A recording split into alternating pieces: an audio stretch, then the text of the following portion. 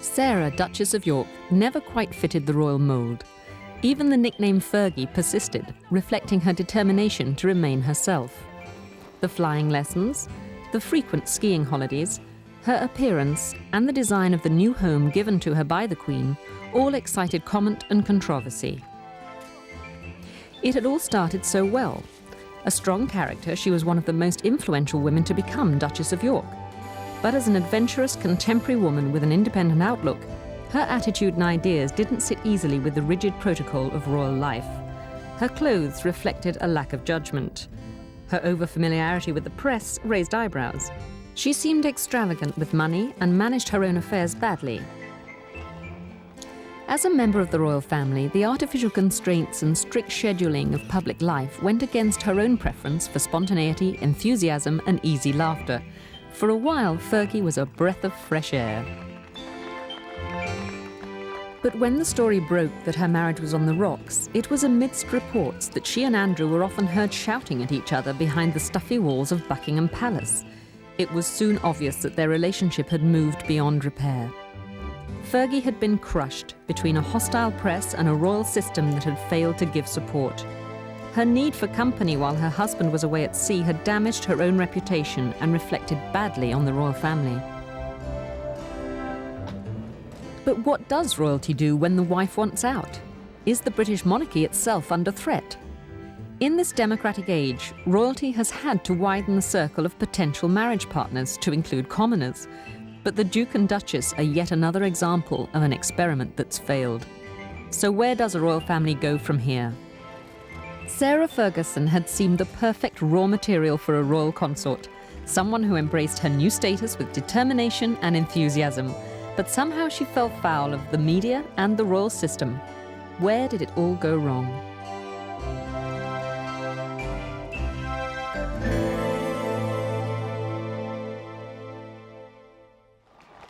The British royal family is a tightly knit group with its own unique lifestyle. Its members are very wary of outsiders. But, like the previous Duchess of York, now the Queen Mother, Sarah Ferguson's entry into the ranks was welcomed. For them, Prince Andrew couldn't have chosen a better wife. They admired her sensible attitude and strong personality. The Queen immediately began referring to her as "my daughter." And the Queen Mother summed her up by saying she's so English, so free of all those airs and graces we can't stand. With an ancestry rooted in the land and services, her family background was also impeccable. The Queen had known the Fergusons for 3 decades and had watched this high-spirited redhead grow up. Sarah's enduring interest in horses, polo, and other country pursuits particularly endeared her to the Queen, and from the beginning they were often seen at equestrian events together. Horsemanship of any kind is a central interest for all the royal family.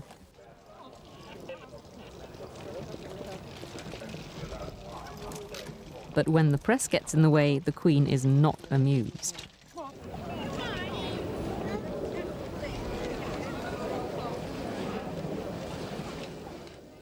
The relationship between these two women was always very relaxed. They're both outdoor, horsey, doggy sort of women, and the Queen also likes people with personality, and she finds Sarah an amusing companion.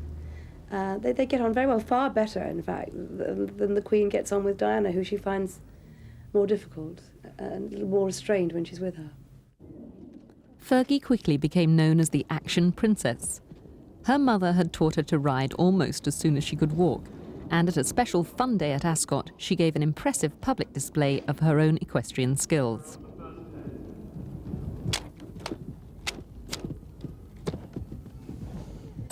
But she was perhaps best known as the Flying Duchess. Determined to learn all she could about her husband's work as a naval helicopter pilot, Chatterbox 1, as she was dubbed by a traffic controller, was the first royal lady to get a pilot's license, and then took less time than her husband to win her wings for helicopters. As she herself explained, "I now know exactly what he's talking about when he comes home from a day's flying." But her most controversial activity was skiing. She was first put on skis when she was 4 years old, and it remained an obsession. But the Prince and Princess of Wales were also keen skiers. She rivals Charles in skill and speed, and both enjoyed competing on the slopes.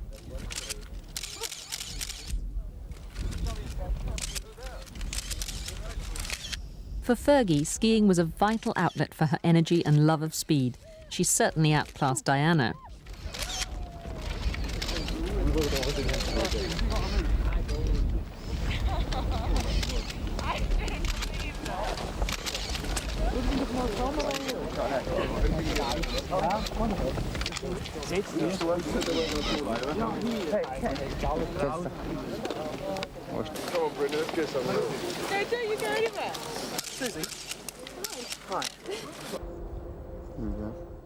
Despite these joint holidays, Fergie's skiing exploits were singled out, and the sport's image as the elite pastime of the jet set soon added fuel to the media's growing criticisms of her leisure pursuits.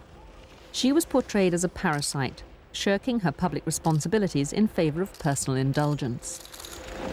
Because they're sort of so-called glamour sports, really. I mean, she once said to me, if only it was tennis, no one would mind, but because I want to go skiing, people feel that it's a glamorous thing and perhaps not something a duchess should be doing all the time. But I mean, other members of the royal family do it and don't get criticised. It seems that everything she does is open to criticism.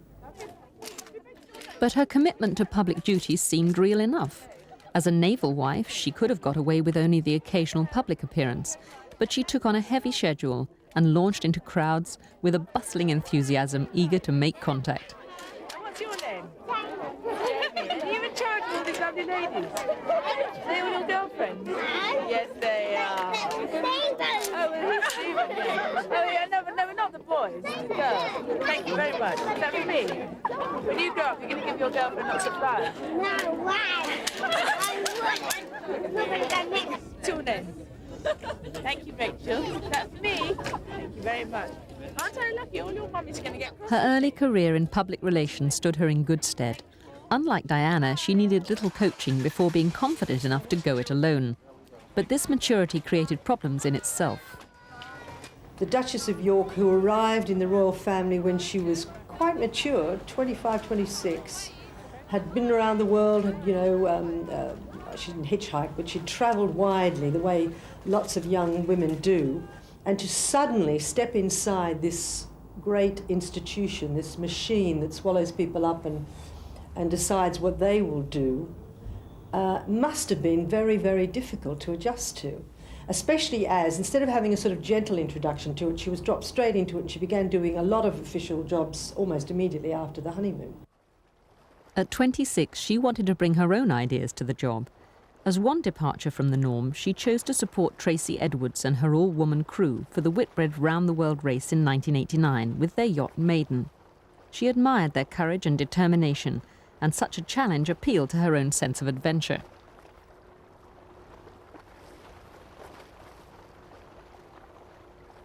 But one of the most unexpected and frustrating aspects of her new royal status was the sudden lack of personal money supply.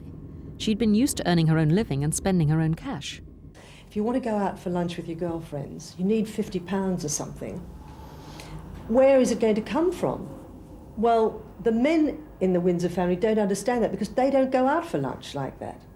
I mean, the Prince of Wales never goes out to restaurants that I know of for meals at all. Prince Andrew lives on a Navy base most of the time, works in Navy establishments. He doesn't pop out very often. Occasionally he takes his wife out for dinner somewhere at a nice restaurant, but that would be, the bill would be sent, or a policeman will pay with an American Express card or something. They just don't deal with money. So they can't understand why a woman would want to have some readies. The irony was that despite this behind-the-scenes cash flow problem, Fergie was gaining a reputation for extravagance. Again, it was her skiing that gave rise to these accusations of being spendthrift. She's probably not very wise with her money.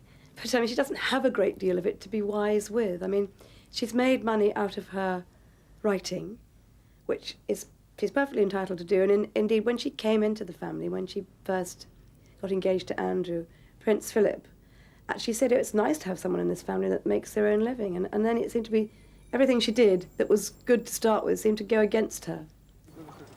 Before Fergie became part of the royal family, she'd had a 4-year love affair with a millionaire entrepreneur from the Formula One racing world.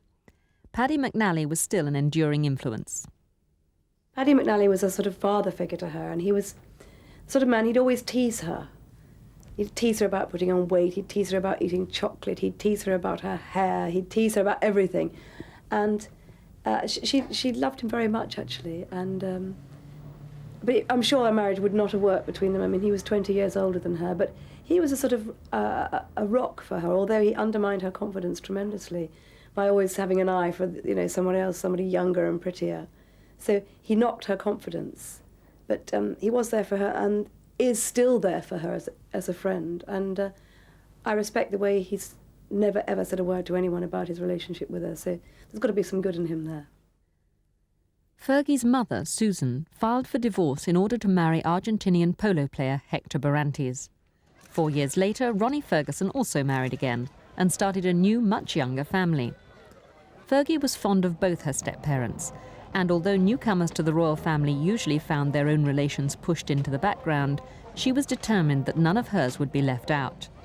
It helped that her father, Major Ferguson, was already Prince Charles's polo manager, and the increased press exposure soon made him into an internationally known media personality. Such notoriety had its flip side, though. In September 1988, stepmother Susan and Fergie were at Smith's Lawn to give public support at Major Ferguson's controversial departure.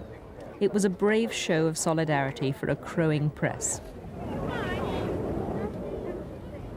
A ceremonial stick marked the end of his many years as deputy chairman of the Guards Polo Club, after tabloid newspapers revealed details of his visits to a massage parlour in London's West End. It was an emotional farewell under a cloud of scandal. The club committee had voted him out, and the message was clear. For the 57-year-old father of a royal duchess, it was a humiliating rejection. Despite pressures to distance herself, Fergie was there to give her support. For both of them, it was a case of putting on a stiff upper lip.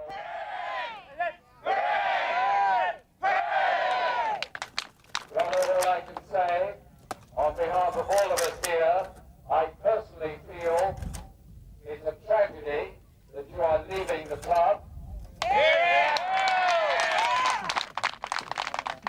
And God willing, you will be back with us. You won't leave polo, I know that. Ladies and gentlemen, I have a lump in my throat. 3 cheers for Major Ronnie! Hip hip! Hooray! Hip hip! Hooray! Hip hip! Hooray! Fergie felt very responsible for what had happened and stuck by him throughout the ordeal.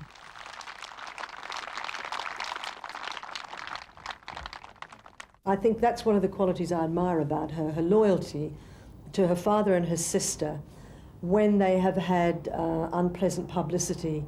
And I think she feels that if it weren't for me, they wouldn't be the focus of all this attention. Who would be going around checking up on her father or her sister if they weren't related to the Duchess of York? And so she feels that it's in a way her fault they've had these problems, and she would like to help them as much as she can. And so she stays very, very loyal and devoted to both of them. But it was her relationship with Andrew that most interested the press. The prince had first been attracted by her lack of reverence towards him and enjoyed her no-nonsense attitude to life. To begin with, they seemed perfectly matched. As Fergie once said, "He's my main right arm. He's the one who gets me through." Their arrival in Cloisters for the wedding of friend and Swiss ski guide Bruno Sprecher brought the world's press to a private celebration. On a less happy occasion, this same man had saved Prince Charles's life during the avalanche that killed Major Hugh Lindsay.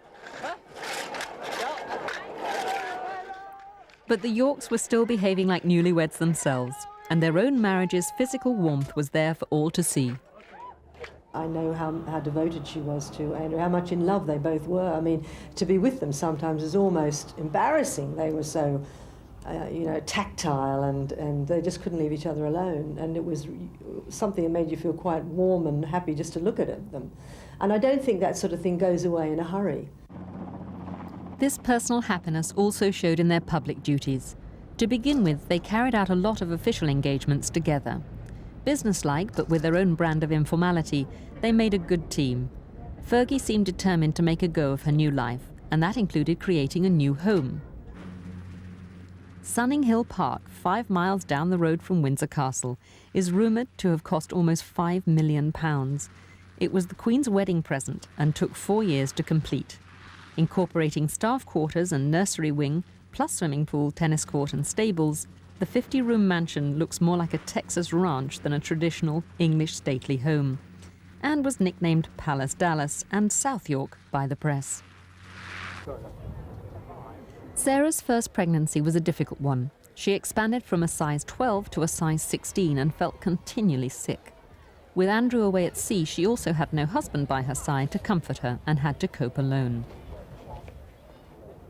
But with the arrival of the Queen's 5th grandchild, Beatrice Elizabeth Mary, the discomfort and long wait seemed worthwhile. Born at 8:18 on the 8th day of the 8th month of the 88th year of the century, the new princess's timing, according to Chinese astrology, heralded great good fortune.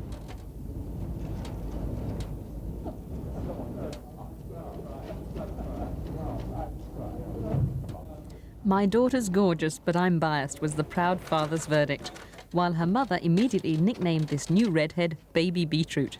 Even the press celebrated this latest royal addition. But Fergie as a mother was soon under attack. Andrew had to leave on a 6-month naval tour of duty to Australia immediately after the christening.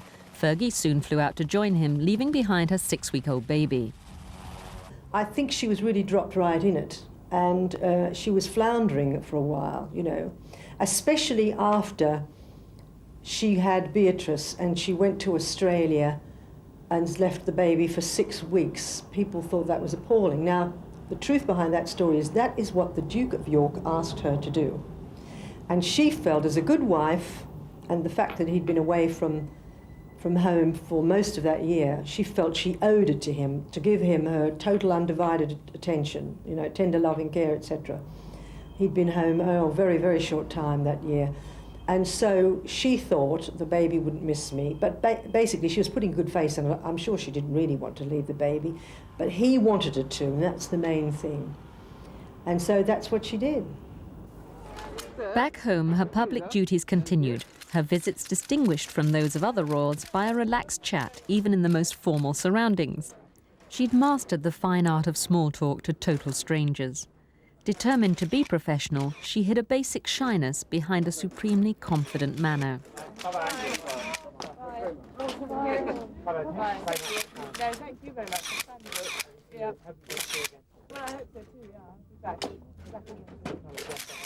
Often disregarding protocol, she relied heavily on her instincts to guide her, always trying to cover as many people as she could. Let it go.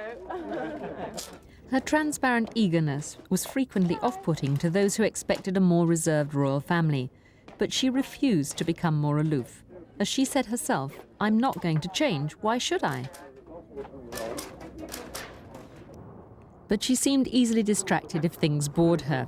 Even during a long and tedious speech, a ladybird by her feet should have been ignored. But she couldn't seem to leave it alone and keep her attention on the job in hand. It was a telling episode. If there was a charm school for moulding royal duchesses, this was one pupil who'd failed to conform to the straitjacket of royal caution. Fergie's girlish exuberance persisted. It was a straightforwardness at odds with the carefully structured and often monotonous nature of royal duties. Such non-royal behaviour had been excusable in the beginning, but her learning curve seemed to have taken a wayward turn when it came to patience and standing still on parade. But when a bit of action was required, she was in her element. Audience participation was what she was good at, and if some balloons needed to be cut loose, she would wrestle with the wind and wield the scissors with enthusiasm to get them airborne.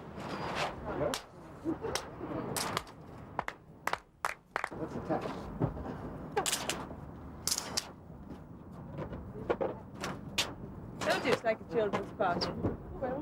The press were becoming more and more critical of her excitable behaviour, and her lack of decorum generated an air of disrespect at ground level too. One awkward situation occurred when she was taken past Wormwood Scrubbs prison and had to acknowledge the ribald comments of inmates before embarking on an official visit to a hospital.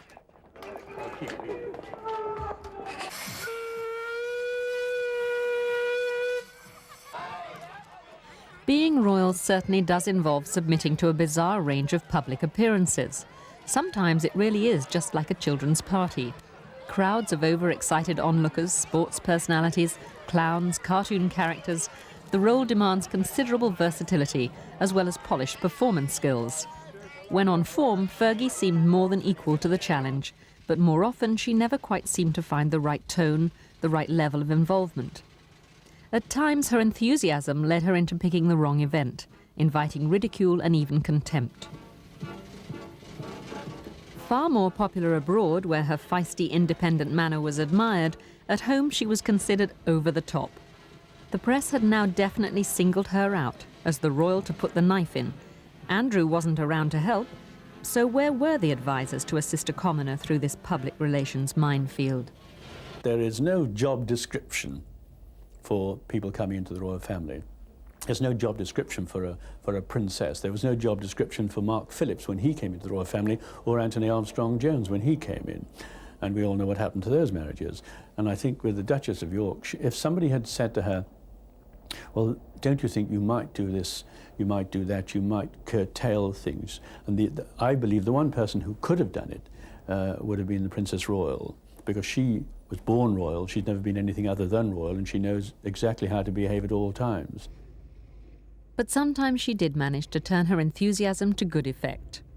All the bad publicity her love of skiing had received ignored her valuable support for the Combined Services Winter Sports Association and her particular interest in their disabled skiing program. She was a major factor in this charity's fundraising, and despite being pregnant with Eugenie and unable to ski herself, she made the trip up the mountain to watch the races. But first, an unscheduled stop to sign a plaster cast. I'll draw one of my little skiers. This is a real bonus. Such frequent acts of impulse created havoc with the carefully timed official schedules, causing irritation and resentment amongst royal staff, used to a more ordered way of doing things. But despite all her gaffes and upsets, such spontaneity revealed a warm heart. There we are. Please, madam. Please, The association organises many events, and here at Megève in the French Alps, there were the full range of races, including the slalom for disabled skiers.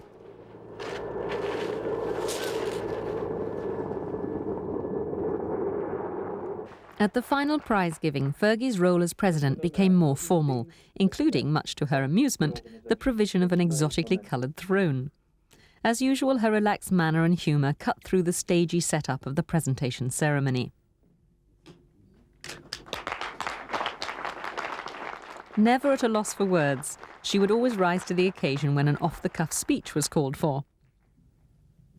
I'm not going to sing a song, and I haven't prepared a speech, but I'm so pleased to be here today. I mean, it's just wonderful. I mean, it's not very much snow, and I think you've done a fantastic job. But her main charity interest was far from the glamorous environment of the ski slopes. Motor neuron disease was little publicised before Fergie took up the cause. As yet incurable, the disease leads to total incapacity and is often fatal. On a visit to a group of people with the disease in Australia, her sincerity and determination to be their voice was very obvious. Hi, Johnny. Nice to see you. Yeah, you've got to keep strong. We're on our way to find a cure for it. I know. It's very difficult, isn't it? Very difficult. She's going. It's anything I can do. I'm shouting about it, so I'll just keep shouting, Johnny. Okay? I'm going to need a throat for you, Johnny. Because we've just got to keep on fighting. That's what we've got to do. And as I said to Rose, you know, we're gonna knock it on the head one day. But I think people are beginning to realise that when I get up and make a speech now, I normally mention it. So people are beginning to connect the two. So they are beginning to start, you know, because I find that when I start talking about it, they say, what is motor neurosis? When you're feeling isolated and alone, I haven't forgotten you, and I'm out there fighting for you. So we're going to get there. We've just got to keep going. But such work got little press coverage. This was due both to media bias and also the unphotogenic nature of the causes involved. I feel she hasn't had a lot of the credit she deserves for her charity work because unlike the Princess of Wales, she's not involved with cute little babies who look gorgeous and snuggly and cuddly. They may be dying of AIDS, but it doesn't look like it when you see them in the pictures. The Duchess is involved with people, paralysed people suffering from motor neuron disease. I mean, the Motor Neuron Disease Association is probably her main charity. And these people don't make pretty pictures, but yet she does some magnificent work with them. I remember in Australia we went to visit a clinic where there are a lot of people in wheelchairs, and one of the men there was at such an advanced stage he could no longer speak, and he felt so frustrated at not being able to talk to her when she came round to sit with him that he began to cry. And she held his hand and she said, "Don't worry, I'll be your voice and I'll make the world listen to us. I'll keep on shouting and telling them until, you know, they listen to us and we find a cure." And it was magnificent stuff. And there was a television crew there practically in tears. They were all so moved. Everybody in the room was so moved. And a lot of newspaper photographers, and they all said, "Oh, we can't use that. That's too upsetting for the breakfast tables of Britain." They wouldn't use the pictures. They said, "Oh no, the man doesn't look very good and, you know, it's not nice." And so she has that problem repeatedly. The press always seemed far more interested in making unfair comparisons between Fergie and the Princess of Wales's appearance. She was portrayed as a laughable contrast to the tall, elegant Diana, a dumpy figure of fun who liked flashy colours and over-the-top outfits that seemed totally unsuitable. She just didn't conform to the stereotyped dress code of a royal family judged for its shows of restraint and good taste. In her previous life, clothes had never been a priority, and high fashion had always bored her. Such an individual mode of dressing could have worked, just as the Queen Mother's unique style became part of her public success. But Fergie's vibrancy grated. She just seemed too theatrical, and as ever, she was facing a hostile press. Her whole appearance became a constant target for ridicule. She was also up against some stiff competition in Diana, but the image-conscious Princess of Wales had known exactly where to go for good advice. I mean, Princess Diana did have the people at Vogue to help her. And just as I was saying, there are no royal lessons, and perhaps somebody should have drafted, probably not the same people, but some other people as well versed in fashion to help the Duchess of York. It's not that she doesn't have a good eye or a sense of style. It's just that different things photograph differently. Different things are suitable for different things. There are problems when you get out of a car and the world's press is waiting, just waiting to take a photograph.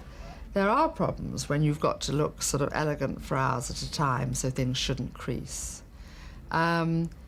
Things like putting sort of LA at the back of a hat was probably meant to be very sweet to the people of LA, but of course was immediately pounced on by the sort of style experts here as being very déclassé.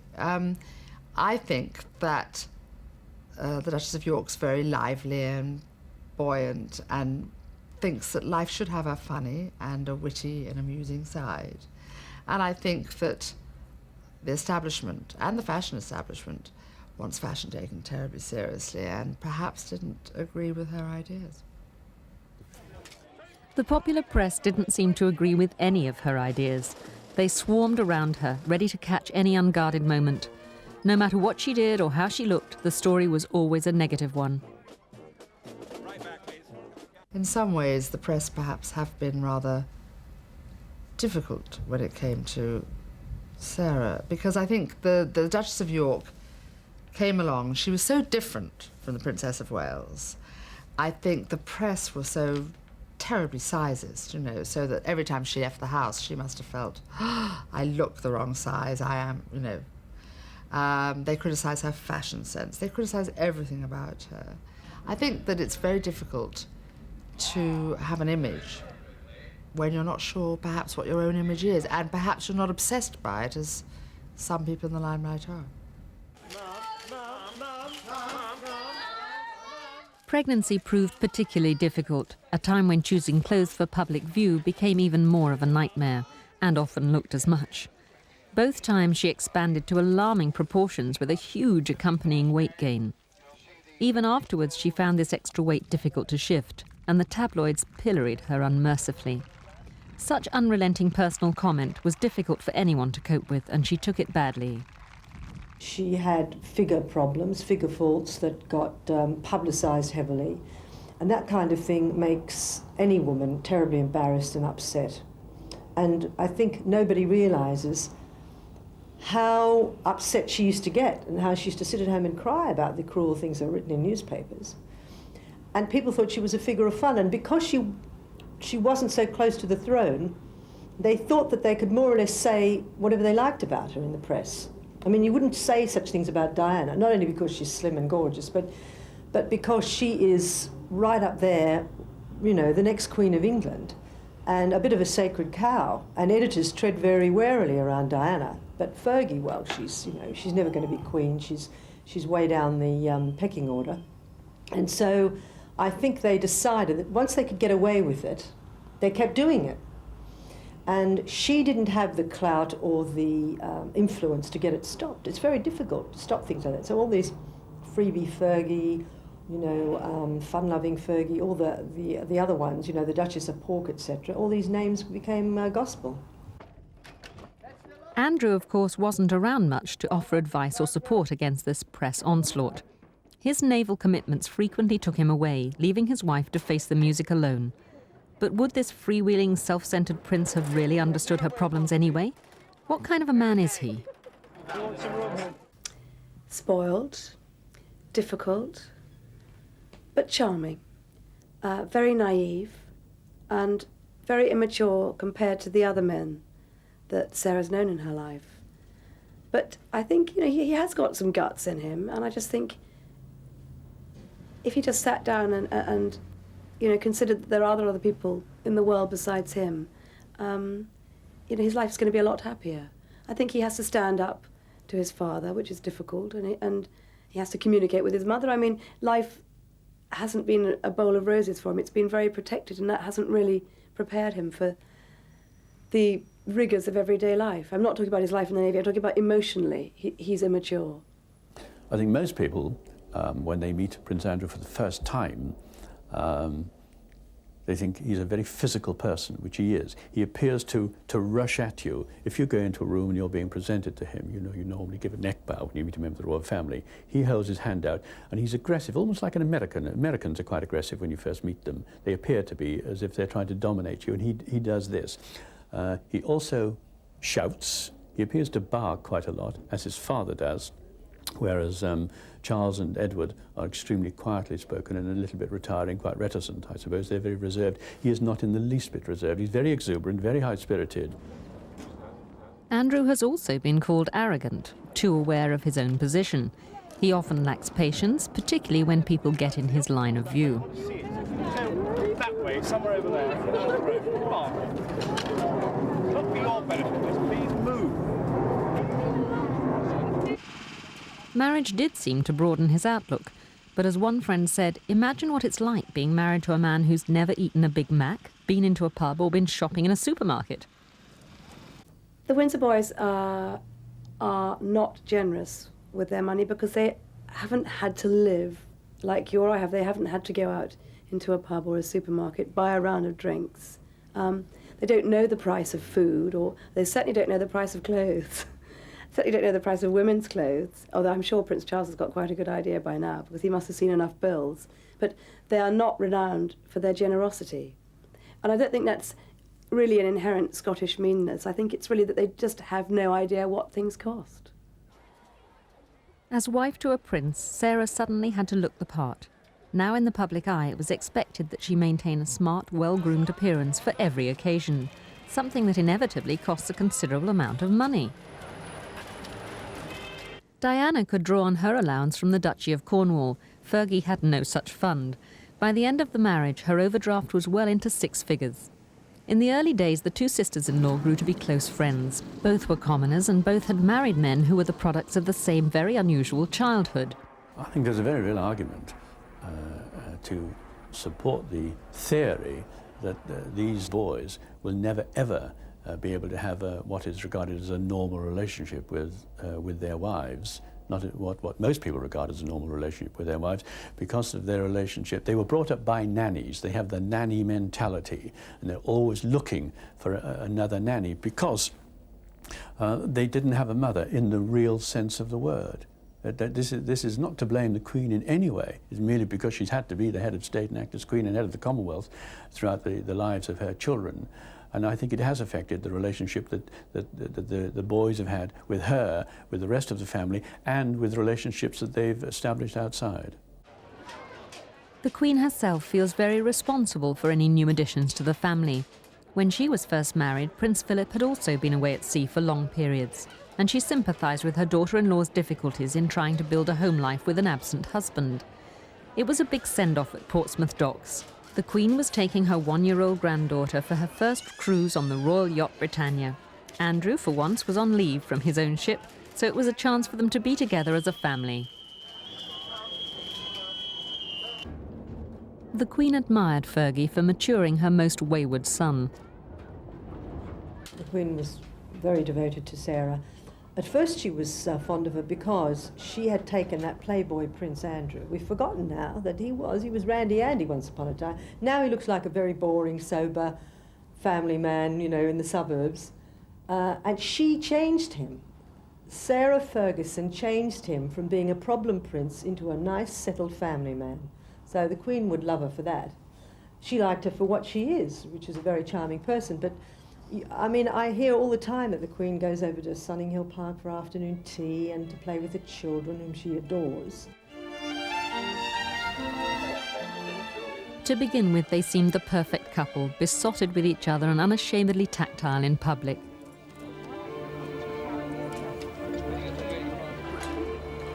Their family life appeared relaxed and open, despite the constant attentions of the press.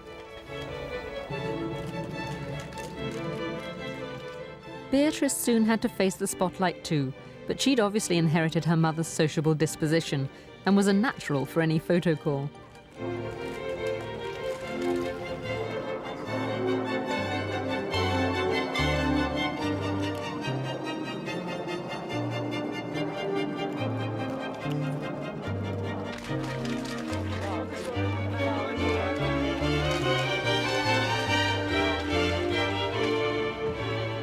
On Mothering Sunday 1990, Andrew became father to a second daughter, and the first visitor at London's exclusive Portland hospital was Beatrice, come to see her new 7-pound 1-ounce sister Eugenie.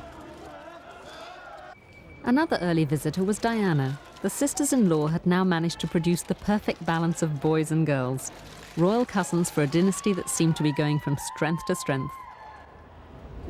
Fergie soon emerged as a radiant mum with a new baby. The Yorks' happiness seemed complete.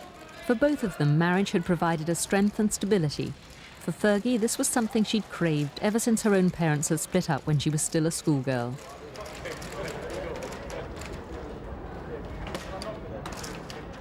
The future seemed very rosy, but history was about to repeat itself. Not many months later, cracks began to appear in the fairy tale facade. Andrew's duties were still taking him away for long periods. For a naval flying officer, family matters have to take a back seat. Left at home, the loneliness of being a naval wife was beginning to take its toll, a situation only exacerbated by her growing isolation within the royal family. She was struggling with the mounting problems of trying to build a successful public role, while rumours were rife that she was finding support and even romance elsewhere. She needed help, and there was none around. There's no charm school for princesses or duchesses. There's no one that sort of stands up and a guru that advises them. I mean, Fergie didn't have anyone like that, desperately needed someone, I think. She had the advice of her father, which sometimes wasn't the best advice, and her mother was away, and she had the advice of her friends who didn't really know. There was no one really to help her, no one that she respected enough to listen to.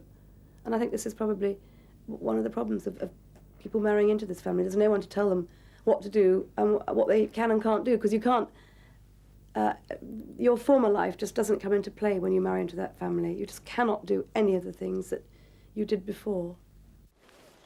Perhaps that had been her first mistake. Her refusal to forsake her skiing holidays ruffled feathers both inside and outside the palace. Horse riding was another interest she persisted in, but at least this pursuit fitted more easily with the royal family's own obsession with horses. But she can hardly be accused of not taking an interest in her husband's activities. She took on the challenge of learning how to fly, specifically to bring herself closer to him. As she said herself, flying is his life, and I want to be a part of his life. Not many wives would have carried their devotion to such lengths. Chameleon-like, she was willing to take on another's interests for the sake of a more understanding relationship. The effort was all there, and yet the marriage failed. Perhaps it was because she wasn't a typical Windsor woman. The fact that she can go on places like abroad and do speeches in French and German, which the other Windsor women can't do. She is so different in a million different ways. She's more like an ordinary woman, career woman of today.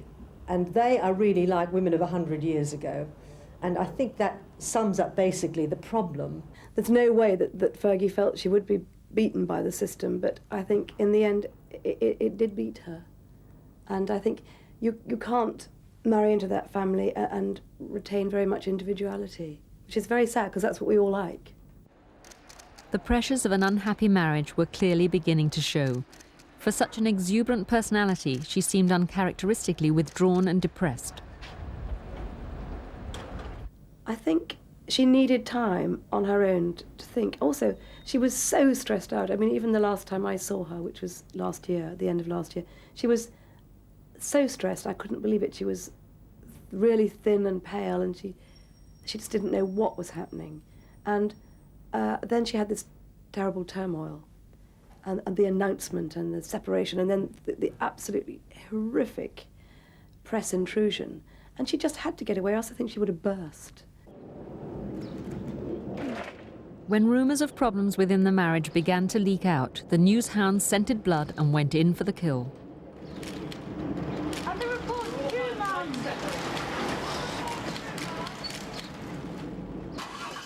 As ever, personal problems were suddenly considered public property. There was nowhere to hide. It's just the media, basically, I think, that has really destroyed Sarah's happiness, in a way.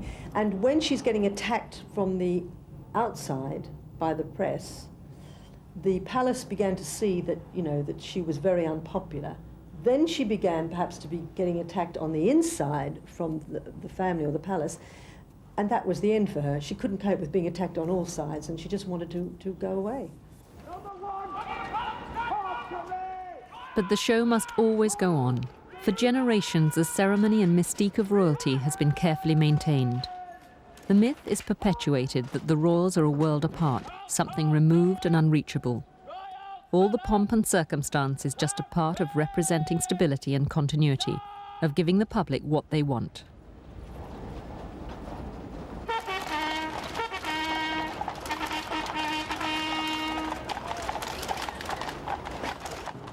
A cleverly orchestrated management system creates this facade. Most of what the world is allowed to know about royal goings-on is channeled through an extremely reticent press office. In keeping with modern trends, isn't it time that the presentation of royal family matters is made more open? The danger is then that the members of the royal family will be seen to be media fodder, rent-a-royal if you like, and the press office will be seen as a public relations office, which they're very anxious to avoid. They don't want to be seen as being in the public relations business. So at the moment, they have to handle essentially what is their main function, which is looking after the public duties of members of the royal family, but more and more, of course, in the last couple of years, they're being asked to handle also the private family affairs, the state of marriage of 3 of the Queen's children. I mean, because as you know, there's a constant spotlight, and there is constant speculation about the state of the marriage of the Prince of Wales and the Princess of Wales. Prying eyes into her family's personal lives is a phenomenon the Queen finds difficult to understand. Like many of her subjects, the British monarch is typically restrained when it comes to inquiring about other people's difficulties. Keeping up appearances, no matter what happens, is a vital part of the royal family firm. As a mother, the Queen finds it difficult to face up to family problems. The Queen will go to almost any lengths to avoid confrontation. She simply doesn't like confrontation with family business at all. She leaves most of that sort of thing to Prince Philip anyway, who doesn't avoid it. He doesn't mind confrontation at all.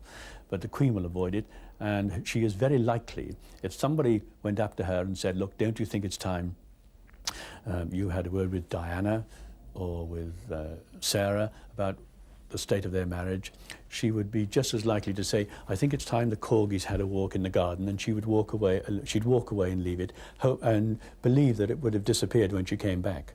She simply would not involve herself in any of the private squabbles, relationships of her family at all. But with the Yorks' breakup coming so soon after Princess Anne's, the Queen now faces a possible threat to the future of the monarchy itself. The Prince and Princess of Wales are still together, but what if royalty ultimately proves to be a role you have to be born and bred for? The difficulty is that in previous generations they would have married, they would have had arranged marriages, they would have married somebody from the European royal houses, and their brides would have known what to expect, they would have known the form, and had there been any private disagreements between them, these would have been kept strictly private and certainly wouldn't have been aired in public. They wouldn't have dreamed of making announcements to the press or going to the media in general. And I think this is the difficulty, that now they are having to look wider for their partners. They're marrying commoners, and it doesn't seem to work. By the year 2000, Fergie, together with the Princess of Wales, could have been one of the main influences to take the royal family into the 21st century. Aren't they? Thank you. That's good. You did that at school? Is that for me? Yes, it's for you. Oh, how wonderful. Big letter, isn't it? Thank you. Fergie seemed to have all the right attributes, but as it turned out, she possessed a stubbornly independent spirit that was just too much for the Windsors and the royal system. They don't particularly want women like that in the family. They are too independent and free-willed for the palace. The palace wants somebody who's willing to be content with just, well, charity work can be very rewarding, very satisfying, but where is the talent that she's got being expressed if you just do charity work? You know, she wants to find her own avenues to express herself. I don't think perhaps that Sarah Ferguson was the right type of woman, although it appeared to us she was, because she was too independent, too vibrant, too lively. I mean, if she'd been more subservient and sort of the little woman at home, there wouldn't have been so many problems, because she wouldn't have expected so much from the marriage. I think, but then obviously these boys are not attracted to those little women at home. So it's a dilemma there. Yes, they don't really meet enough of the right sort of woman, but then what is the right sort of woman? It's very difficult, I think, to be a prince of the royal blood and find the right woman.